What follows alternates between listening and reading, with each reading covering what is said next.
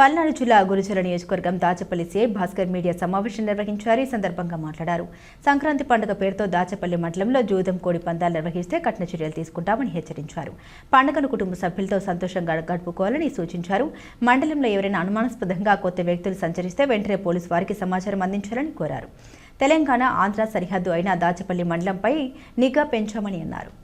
దాచపల్లి పట్టణ మరియు గ్రామ ప్రాంత ప్రజలకు మొదటగా దాచేపల్లి పట్టణ పోలీసు తరఫు నుంచి సంక్రాంతి శుభాకాంక్షలు తెలియజేయడం జరుగుతుంది.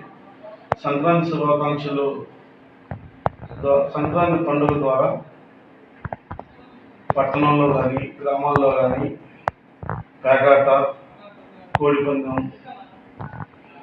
పూర్తిగా నిషేధించడమైంది.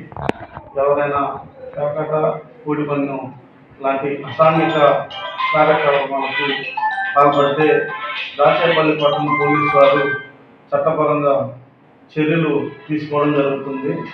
ప్రజలందరూ కూడాను ప్రశాంత వాతావరణంలో పండుగ జరుపుకోవాలని దాచేపల్లి పోలీసు వారు తెలియజేయడం జరుగుతుంది. అదేవిధంగా మీ యొక్క పట్టణంలో కానీ గ్రామంలో కానీ ఎవరైనా కొత్త వ్యక్తులు అనుమానాస్పద వ్యక్తులు సంచరిస్తుంటే వెంటనే పోలీసు వారికి తెలియజేయవలసిందిగా తెలియపరచడమైంది. మరియు పట్టణంలో కానీ గ్రామంలో కానీ ఎవరైనా ఇతర ప్రదేశాలకు ఇతర ఊర్లకు వెళ్ళే వాళ్ళు విలువైన వస్తువులను బంగారం కానీ డబ్బు కానీ జాగ్రత్త పరచుకోవాలను.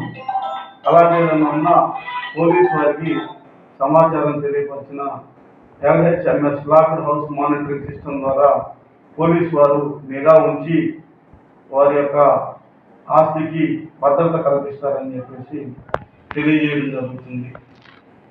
కావున ప్రజలందరూ పోలీసు వారి యొక్క